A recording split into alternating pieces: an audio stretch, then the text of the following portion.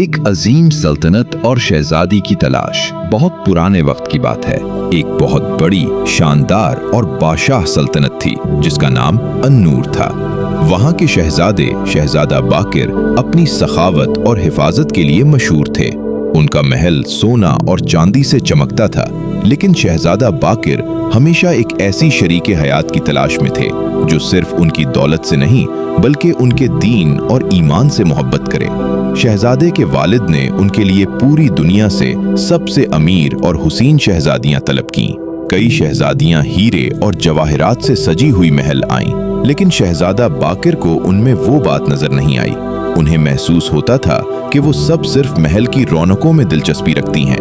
غریب شہزادی زویا دور ایک چھوٹے اور پرانے شہر میں ایک گمنام شہزادی رہتی تھی جس کا نام زویا تھا۔ زویا کے والد ایک پرانے دور کے حکیم تھے جن کی ریاست ختم ہو چکی تھی۔ وہ لوگ بہت غریب تھے، لیکن ان کا گھر ہمیشہ قرآن کی تلاوت اور اللہ کے ذکر سے گونجتا رہتا تھا۔ زویا کے پاس پہننے کے لیے قیمتی لباس نہیں تھے، لیکن اس کے چہرے پر ایک عجیب سا نور تھا جو نماز اور صبر کی وجہ سے آیا تھا۔ اس کا دل اتنا صاف تھا کہ وہ اپنی تھوڑی سی روٹی بھی بھوکوں میں بانٹ دیتی تھی۔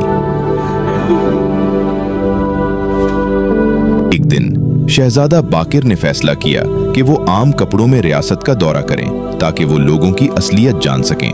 چلتے چلتے وہ زویا کے شہر پہنچے۔ وہاں انہوں نے دیکھا کہ ایک لڑکی زویا ایک دھوپ میں بیٹھے ہوئے بوڑھے فقیر کو ٹھنڈا پانی پلا رہی ہے اور اپنی چادر سے اسے سایہ دے رہی ہے۔ شہزادہ اس کی اس خدمت اور سادگی سے بہت متاثر ہوئے۔ انہوں نے معلوم کیا تو پتہ چلا کہ وہ ایک وقت کی شہزادی ہے مگر اب غریب ہے۔ شہزادہ نے فوراً اپنے والد سے ذکر کیا اور زویا کے گھر نکاح کا پیغام بھیجا۔ زویا کے والد پریشان ہو گئے۔ انہوں نے کہا، ہمارے پاس تو دینے کے لیے جہیز نہیں ہے، ہم اتنے بڑے محل والوں کا مقابلہ کیسے کریں گے؟ لیکن شہزادہ باقر نے کہا، مجھے سونا چاندی نہیں، مجھے وہ تقوی چاہیے جو آپ کی بیٹی کے دل میں ہے۔ پیلی نکاح بہت سادگی سے ہوا۔ جب زویا پہلی بار اس بڑے محل میں داخل ہوئی تو وہ وہاں کی چمک دمک دیکھ کر مغرور نہیں ہوئی۔ اس نے سب سے پہلے شکرانہ کے نفل ادا کیے۔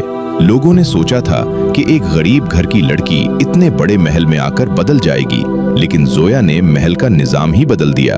اس نے محل کے فضول خرچوں کو کم کروایا، غریبوں کے لیے الگ سے دسترخوان لگوائے، نوکروں کے ساتھ بیٹھ کر کھانا کھایا، جیسا کہ ہمارے نبی صلی اللہ علیہ وسلم کی سنت ہے۔ شہزادہ باقر اپنی بیوی کی اس دینداری سے اتنے خوش تھے کہ ان کا محل اب صرف پتھروں کا گھر نہیں بلکہ جنت کا ایک نمونہ لگنے لگا تھا۔ دونوں نے اپنی پوری زندگی ایک دوسرے کی محبت اور اللہ کی عبادت میں گزاری۔ ویڈیوز کے لیے شیئر اور سبسکرائب کیجیے۔ اللہ حافظ۔ جب تک کے لیے خیال رکھیے اپنا۔